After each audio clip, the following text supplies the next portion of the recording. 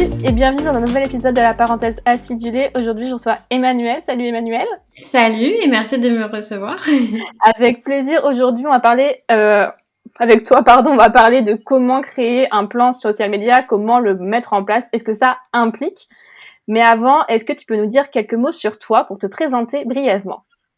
Alors effectivement, je m'appelle Emmanuelle Patry, je suis la créatrice d'un organisme de formation qui s'appelle Social Media Lab et j'ai créé un programme pour les social media managers pour les aider à développer leurs compétences. Et à côté de ça, je suis aussi consultante en stratégie social media. Je suis indépendante depuis 3 ans et demi maintenant.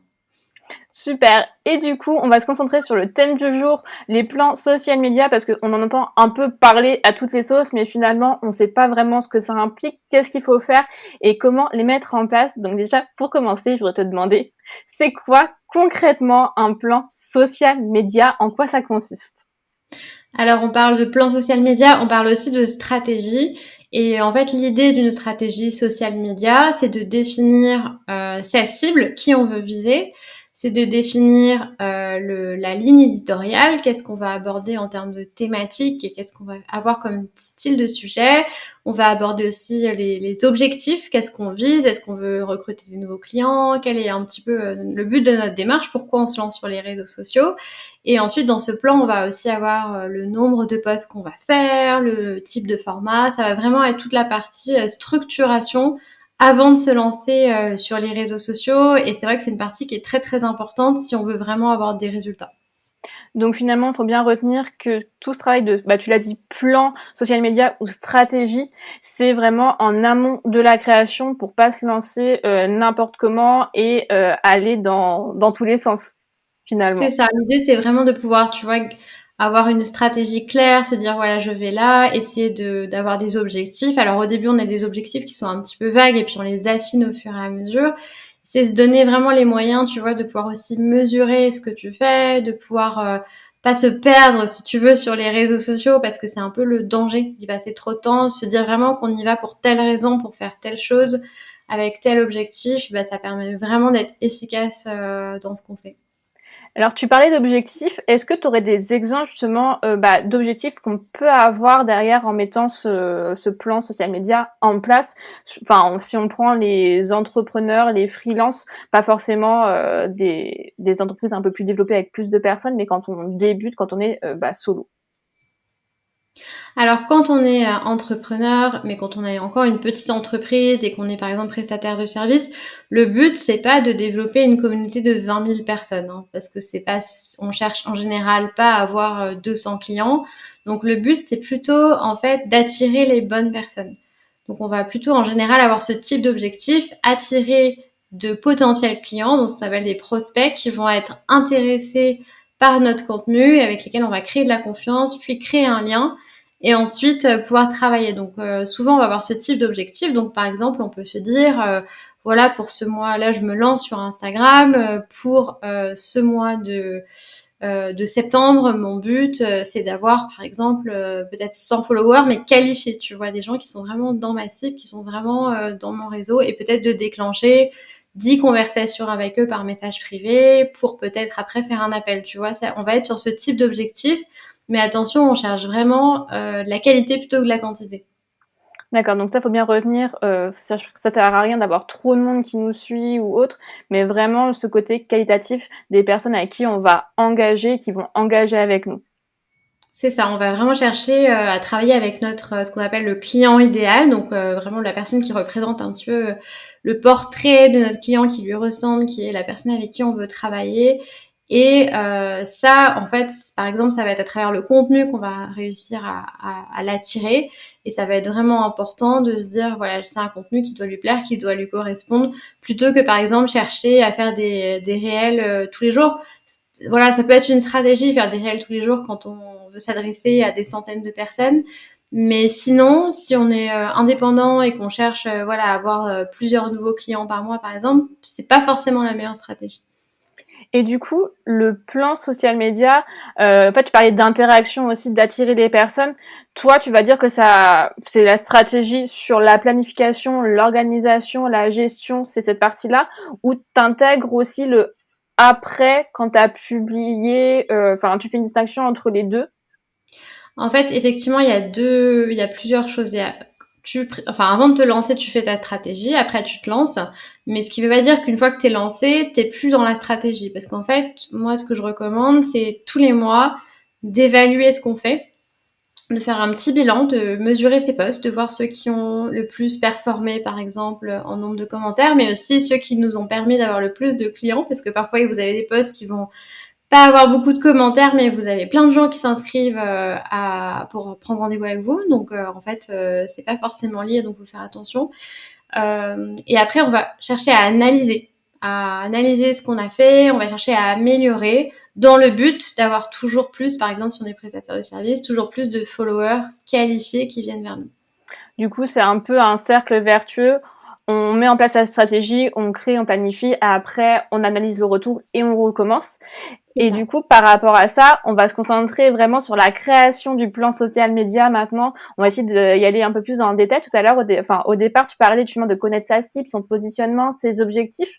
Toi, par quel ordre, par quelle étape, en tout cas, tu conseilles de commencer son plan social média, de pas aller dans, justement, pour ne pas aller dans tous les sens et d'atteindre cette checklist jusqu'à temps qu'on ait un plan qui soit efficace et qui corresponde, même s'il peut évoluer par la suite. C'est une très bonne question. Il faut commencer par bien connaître son client. Et ça, c'est valable pour tout ce que vous faites en marketing. Hein, bien connaître son client idéal. En fait, c'est comme ça que vous allez pouvoir bien planifier. Pourquoi? Parce qu'une fois que vous connaissez bien votre client idéal, vous allez pouvoir commencer par avoir des premières idées, des sujets que vous pouvez aborder et de ce que vous pouvez créer. Et vous pouvez aussi avoir des idées de quels réseaux sont pertinents. Parce que moi, tu vois, je vois beaucoup de freelances qui sont sur Instagram, très bien. Mais il faut savoir qu'aujourd'hui, par exemple, si on vise des personnes qui ont la capacité de prendre des décisions en entreprise, c'est LinkedIn qui est le réseau à privilégier. Donc, tu vois, il peut y avoir un décalage et il faut faire attention. Donc, tu vois, tu commences par une phase un petit peu d'exploration de ton client, exploration des sujets que tu peux explorer, exploration aussi des plateformes. Ensuite, tu prends des décisions. Tu te dis, OK, je me lance sur LinkedIn. Je vais parler de tel ou tel sujet. Et là, ce qui va être intéressant, c'est de préciser. Donc, on va écrire, par exemple, qui on vise. On va déterminer ce qu'on appelle des piliers éditoriaux. Ça veut dire, ça va être des grandes thématiques, en fait, qu'on va aborder. Par exemple, ça peut être 3 thématiques. Dans mon cas, ça peut être, par exemple, bonne pratique social media, entrepreneuriat et peut-être productivité. Tu vois, c'est pas que des sujets qui sont forcément au centre de ton expertise. Ça peut être des sujets un peu connexes. L'idée, c'est de pouvoir en fait intéresser ta cible. Et en fait, l'entrée de ton expertise, c'est pas forcément directement ce qui va l'intéresser.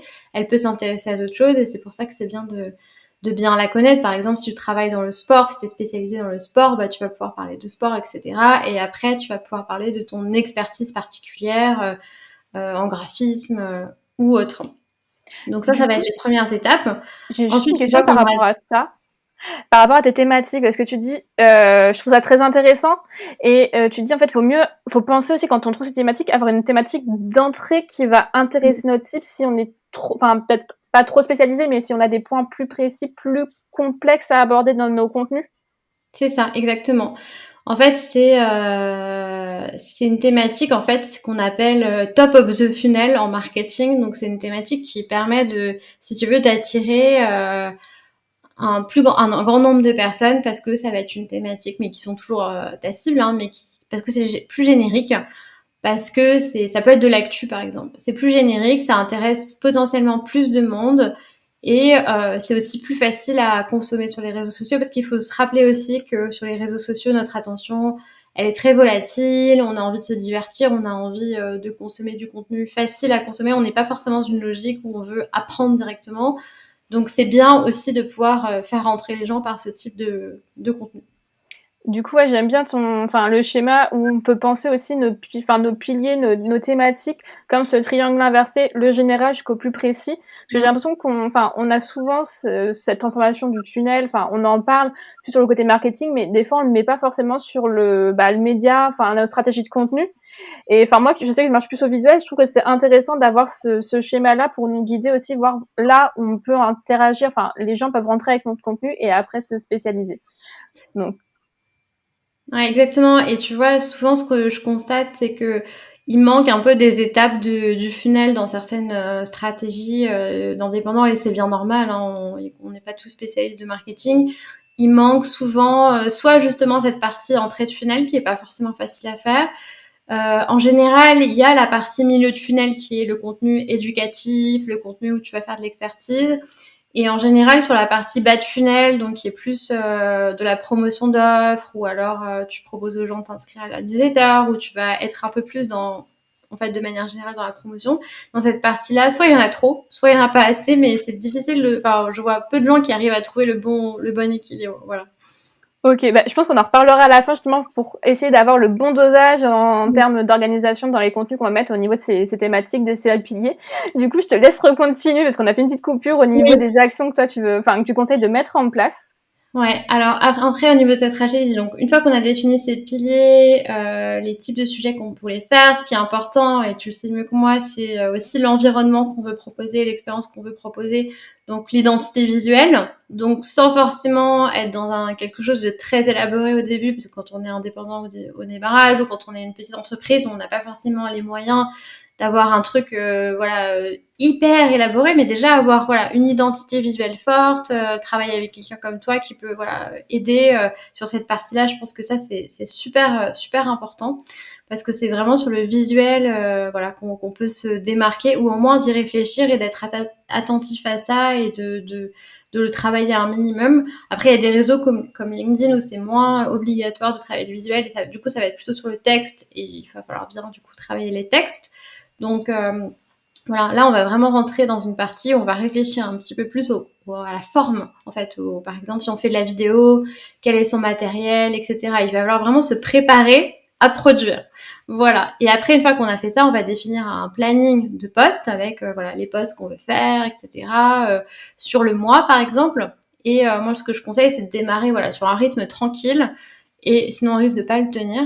Et ensuite d'augmenter la cadence si on le voit, et aussi de pas, ne vous concentrez pas trop sur la technique, hein. Concentrez-vous vraiment sur qu'est-ce que vous avez envie de transmettre, quel est votre message, qu'est-ce que vous voulez partager, parce que c'est ça au final qui va faire que votre contenu va plaire.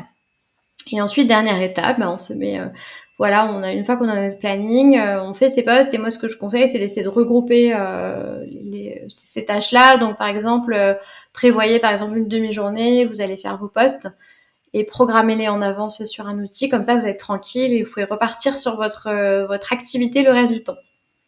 Alors, j'ai des questions au niveau du format et aussi des appels à l'action parce qu'il y a plein de manières de faire finalement pour son plan social media, sa stratégie. Pour chacun s'organise un peu comme il veut. Si on reprend juste l'histoire des thématiques de nos piliers, donc on peut choisir 3 grands piliers, et après on a compris que c'était notre triangle à l'envers pour faire notre tunnel en tout cas. Et est-ce que une fois qu'on a nos catégories, toi tu conseilles aussi de définir, si on peut appeler ça des sous-catégories, des sous-thématiques pour dispatcher un peu nos connaissances. Si on prend, si tu parlais de sport, ça peut être avec la nutrition, des exemples, je sais pas, de repas, des exercices de sport sur telle ou telle thématique. Est-ce que tu conseilles de diviser encore pour qu'on ait aussi qu'on manque pas d'idées, qu'on sache notre sujet finalement, qu'on ait à piocher. Ok, j'ai cette thématique-là, je peux aller piocher dans telle ou telle sous-catégorie pour simplifier un peu la tâche. Oui, oui, de toute façon, tout ce qui va dans le sens de la simplification, pour vous et pour l'audience, c'est bien, parce que ça permet de bien repérer les contenus. En fait, moi, ce que je conseille généralement, c'est plus d'avoir la logique de rendez-vous. Donc, c'est-à-dire d'avoir des formats qui reviennent souvent. Donc, par exemple, en fin de funnel, ça peut être des témoignages clients. En début de funnel, ça peut être peut-être une actu dans le domaine du sport, si on se parle du sport. En milieu de funnel, ça peut être des posts éducatifs où vous interviewez des experts. Moi, c'est ce que je fais en ce moment sur LinkedIn. Donc, c'est bien d'avoir des rendez-vous parce que ça permet vraiment à l'audience d'être fidélisée, en fait.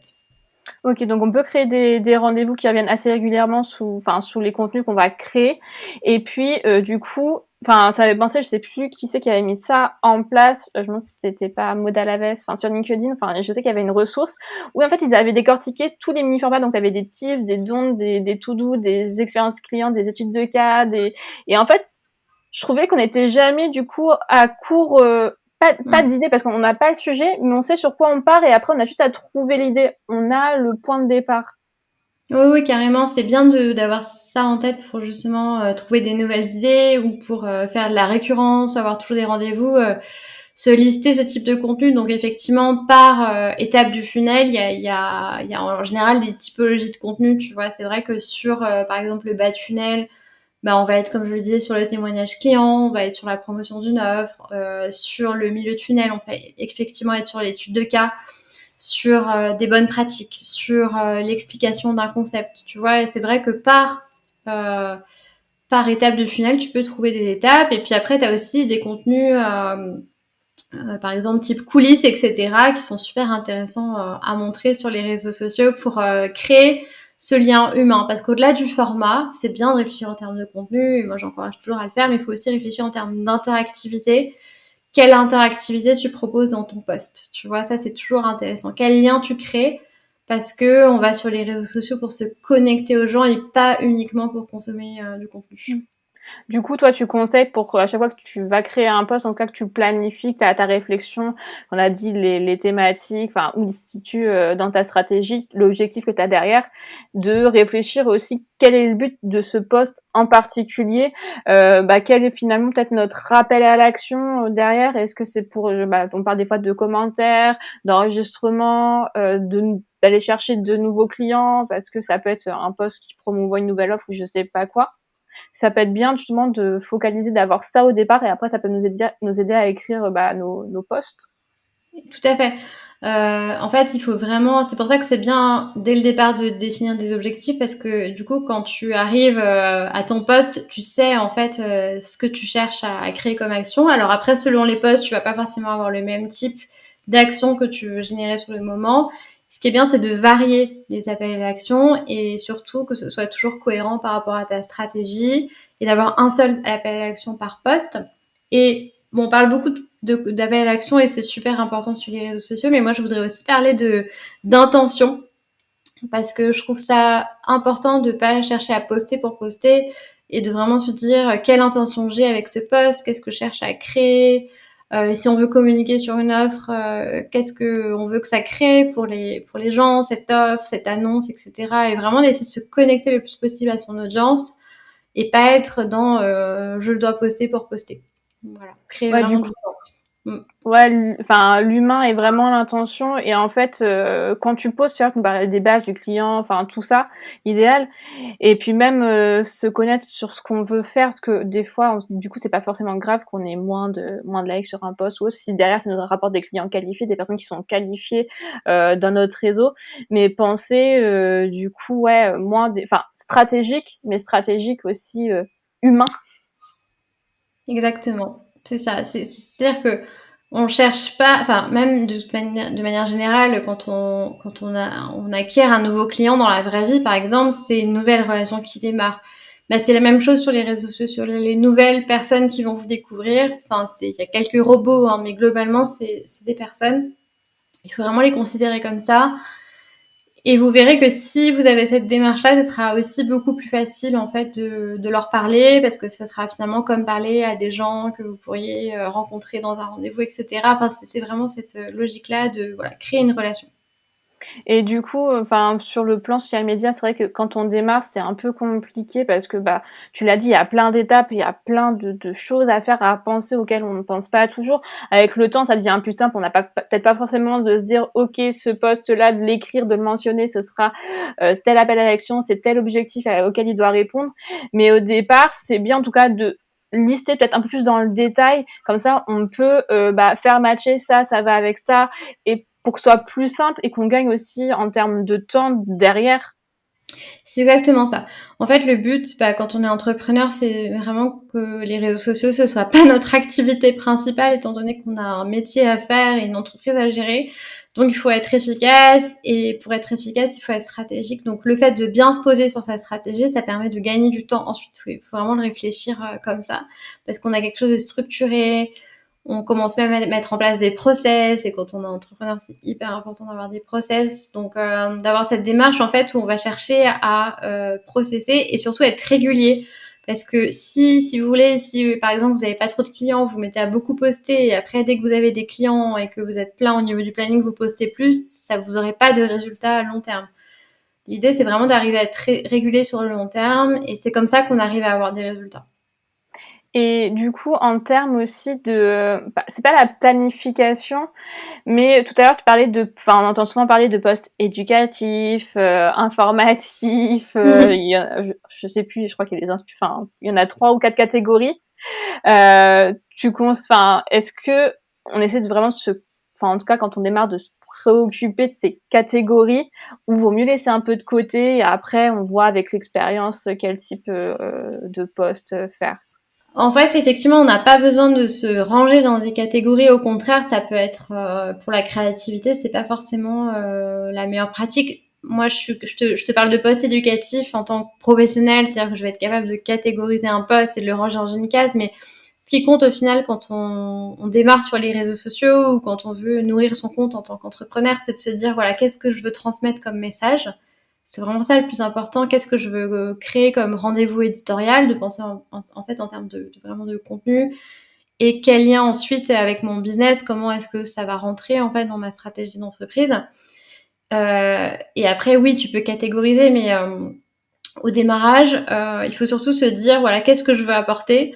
Parce que si la technique, c'est pas encore votre force sur les réseaux sociaux, et c'est bien normal si vous débutez, ce qui peut être intéressant, c'est d'essayer d'être créatif et de proposer quelque chose de nouveau et qui serait intéressant. Il y a plein de gens qui ont des choses super intéressantes à transmettre et qui sont pas sur les réseaux sociaux, et je suis sûre que c'est votre cas si vous nous écoutez, si vous nous regardez. Donc, pensez à ce que vous pouvez transmettre à votre client qui est super intéressant et qui peut être du contenu à picorer, facile à consommer. Ouais, du coup, on peut avoir commencé à mettre en place une stratégie, un plan, mais pour éviter, là, tu parlais de créativité aussi, c'est important quand on établit notre plan social media. Ok, la partie stratégique, on doit bien connaître nos objectifs, notre client et tout, mais faut aussi laisser cours à notre imagination, aller là aussi, on veut aller peut-être des fois tester. Et après, tu te dis, on peut analyser, voir si ça marche pas, mais des fois, faut pas trop se brider non plus. C'est pas grave s'il y a un truc qui marche pas, on a testé, on prend les retours, on voit s'il peut peut-être amélioré. Mais le but aussi, je pense, du plan social media, c'est d'être aussi plus créatif. Ok, on a nos bases, et après, on peut essayer d'aller là où on veut. Oui, exactement. Il faut aussi faire des choses qui sont pas trop compliquées à faire pour nous au démarrage. Voilà, l'idée, c'est pas forcément de sortir tout de suite de sa zone de confort. C'est déjà une première sortie de zone de confort d'être sur les réseaux sociaux en tant qu'entrepreneur. Donc, faire des choses avec lesquelles on est à l'aise. Et puis en plus, le fait qu'un post marche ou non, c'est très relatif parce que, comme je le disais, ça dépend des critères qu'on a.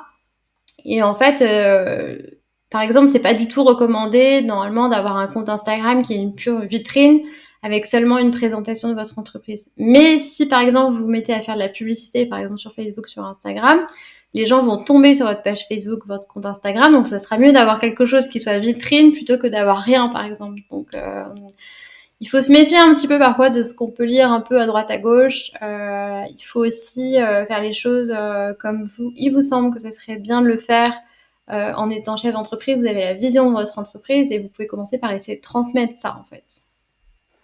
Et du coup, on s'est concentré, par exemple, si on met une stratégie en place pour un réseau, tu aurais des conseils pour des personnes justement qui ont souvent, on parle, il y a 2-3 canaux de communication, qui veulent établir en fait, je sais pas le mot exact, mais en fait un plan social media à travers différents réseaux. Par exemple, on pourrait très bien dire Insta et la newsletter, ou des choses comme ça. Comment finalement on organise? Est-ce qu'il y a des choses qui vont changer dans notre stratégie? Quels sont les points auxquels il faut faire attention quand on met tout ça en place? Alors déjà, premier point d'attention, avant d'avoir plusieurs réseaux sociaux, par exemple, si on se parle de ça d'abord, déjà s'assurer que le premier il cartonne. C'est-à-dire que quelqu'un qui cartonne pas, par exemple, sur LinkedIn, je lui conseillerais pas d'aller sur Instagram, sauf si c'est quelqu'un qui est très fort visuellement et que du coup ça peut le faire aussi. Enfin, tout dépend, hein, après c'est des cas particuliers, mais attention à ne pas se disperser. Voilà. Premier point d'attention. Ensuite, sur le fait d'avoir un canal email, ça pour le coup c'est une excellente idée. Si on a un deuxième canal, bah, moi mon conseil c'est plutôt d'avoir un canal email plutôt que d'avoir un deuxième réseau social. Et le canal email, bah, comme une newsletter, ça va nous permettre en fait de capter ces nouvelles personnes et de pouvoir leur écrire directement. Parce que l'email, si tu veux, en marketing, c'est beaucoup plus efficace en conversion, c'est-à-dire pour vendre directement, que les réseaux sociaux. Donc le but, en fait, en général, dans une stratégie de contenu d'entrepreneur, ça va être d'attirer les gens via les réseaux sociaux et ensuite de faire en sorte qu'ils s'abonnent à votre liste email pour que vous puissiez les contacter directement. En général, c'est le plus classique parce que votre liste email, elle vous appartient. Et c'est très intéressant, par exemple, d'utiliser les réseaux sociaux pour faire la promotion, par exemple, de votre newsletter, de ce que vous envoyez en termes d'email, parce que ça vous permet vraiment de faire grossir votre liste. Et en fait, votre source de trafic, ça sera par exemple Instagram ou LinkedIn. Mais en fait, voilà, dans une stratégie cross-canal, ce qu'il faut faire attention, c'est comment, en fait, on peut faire des correspondances et comment faire en sorte que ce soit pas non plus une usine à gaz à gérer, que ça reste simple.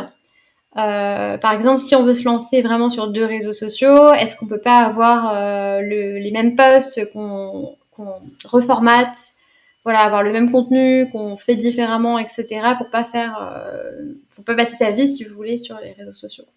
Ouais, faut que ça nous serve derrière, donc après c'est à nous de trouver les moyens sur lequel enfin, comment on va pas perdre de temps, réutiliser des choses et c'est là que le plan en tout cas va nous aider à mettre en place ces actions pour, bah, comme tu dis, ne pas passer notre vie sur les réseaux et optimiser tout ce qu'on a finalement déjà fait.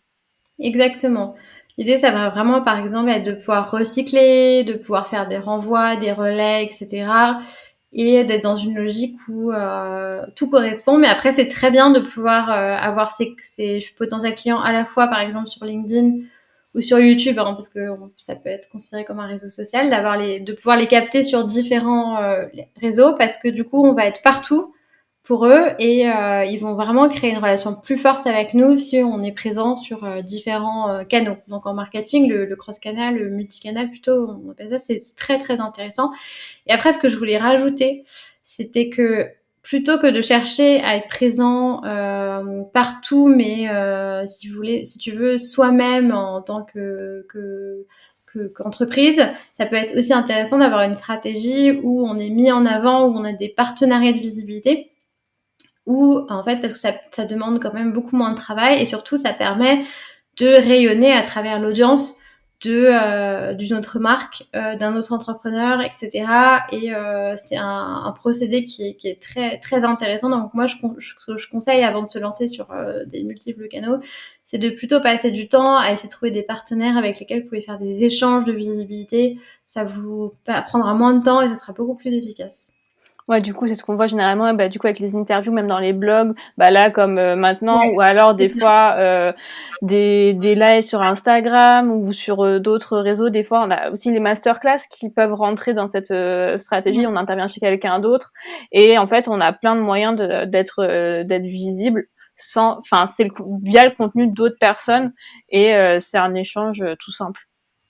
Tout à fait, ouais, ouais, c'est ça. Il faut vraiment penser à des choses aussi qui nous demandent moins de temps, qui nous permettent de nous enrichir à travers l'échange, hein, parce que ça permet aussi d'avoir un contenu différent et de proposer aussi à sa communauté un contenu différent en faisant intervenir des gens, par exemple. Donc, faut vraiment penser à tout ce qui peut vous faire gagner du temps et qui peut apporter plus de valeur à votre audience. Ouais, du coup, ça, on n'y pense pas forcément, mais on peut l'intégrer finalement dans notre stratégie sociale média plus globale. C'est pas nous qui allons créer de A à Z, mais ça participe du coup à notre plan parce qu'on peut communiquer dessus derrière. Et bah, ça nous fait des fois un post, tiens, je suis interviewée chez telle personne, ça nous fait des relais, on se rend visible et ainsi de suite. C'est ça peut être du repost aussi. Par exemple, moi, quand je fais des masterclass, j'ai souvent des des personnes qui font des stories pendant la masterclass. Et moi, je les reposte, ça me fait du contenu, ça montre aussi qu'il y a de la vie, etc. Donc ça, c'est plutôt pas mal. Ouais. Oui, donc on voit finalement qu'il y a plein de manières de faire du contenu également et que ça arrive aussi sous toutes les formes. C'est ça, c'est très varié. Et c'est vrai que là, par exemple, tu vois, toujours sur Instagram, mais on entend beaucoup, il faut faire des réels, etc. Et c'est vrai, hein, ça cartonne, c'est un format qui marche bien. Mais il faut quand même se rappeler qu'il y a plein d'autres choses à faire et que c'est bien aussi de réfléchir à un contenu qui plaît à nos clients, qui nous épanouit, qui nous permet de transmettre ce qu'on a envie de transmettre. Donc, trouver le format qui nous plaît. Hein. Par exemple, faire des stories, ça marche très bien. Hein. Donc, c'est bien de pouvoir aussi s'éclater dans cet usage des réseaux sociaux et s'amuser. Je pense que c'est le secret ultime des gens qui sont sur les réseaux sociaux depuis longtemps, c'est qu'ils s'amusent. Ouais, donc c'est le conseil à garder. Justement, on va se diriger vers la fin de l'épisode. Toi, t'as donné déjà plein de tips, plein de conseils. Si t'avais vraiment, du coup, un conseil à donner à quelqu'un, en tout cas, qui a déjà fait, qui veut retravailler sa stratégie, son plan social média, tu dirais qu'il faut commencer par quoi? Qu'est-ce qui est important? Bon, déjà, on a compris. Faut penser aussi à s'amuser derrière. S'amuser et en fait trouver un type de contenu ou un message aussi qui nous inspire, sur lequel on aura de la matière en fait au quotidien. C'est pour ça que c'est important de passer du temps sur les thématiques, enfin réfléchir aux thématiques, se dire voilà, qu'est-ce qui va m'inspirer tous les jours. Tu vois, par exemple, moi quand j'ai décidé de parler de mon activité sur les réseaux sociaux, je me suis dit moi ce qui m'intéresse c'est vraiment de partager un peu le côté backstage, tu vois, de transmettre ce que je vis aussi, tu vois, et moi ça me plaisait. Et après bah t'as les clients et même les gens, ça leur plaît quoi. Ouais, du coup, faut trouver le bon mix entre ce qui va plaire à nos clients, ce qui va leur parler, nos thématiques, comme tu disais, notre tunnel de thématiques, et puis penser à nous également, parce que si on crée des choses qui nous plaisent pas, qu'on planifie des choses qui ne sont pas en accord avec nous, ça peut devenir compliqué. Donc s'amuser, penser à ses intentions, son message et qu'est-ce qu'on veut véhiculer aussi, parce que c'est important. Ok, il y a la stratégie, mais il y a le nous derrière, et c'est un mix en fait de tout ça qui va nous faire ça va être plus facile après de créer du coup ce plan social média, et c'est beaucoup plus fluide à la fin quand on a tous ces éléments qui sont réunis. C'est clair. Et puis pour l'audience, c'est génial parce qu'ils comprennent pourquoi tu fais les choses, quelles sont tes intentions, et c'est ça au final qui va attirer tes meilleurs clients vers toi. Bah écoute, merci beaucoup pour tous tes conseils. J'ai appris plein de choses également, donc c'est top. Merci à toi. Et il me semble que tu as justement toi aussi un mini cours, ou je sais plus exactement. Si tu veux nous en dire 2-3 mots également, c'est le moment. J'ai un petit cours qui s'appelle se démarquer avec le contenu, qui est un petit cours que vous pouvez faire en quelques heures et qui vous permet de mettre en place votre stratégie sur vos réseaux, mais aussi votre stratégie éditoriale et votre stratégie cross, c'est-à-dire comment vous faire inviter par la presse, sur des podcasts, etc. Comment faire en sorte d'être visible. Donc n'hésitez pas à me contacter sur mes réseaux si ça vous intéresse. Oui, du coup, en fait, ça reprend tout ce qu'on vient de dire là, mais en plus détaillé, et pour que vous puissiez mettre tout ça en action directement. Bah écoute, Emmanuelle, merci beaucoup pour tous tes tips. Avec plaisir.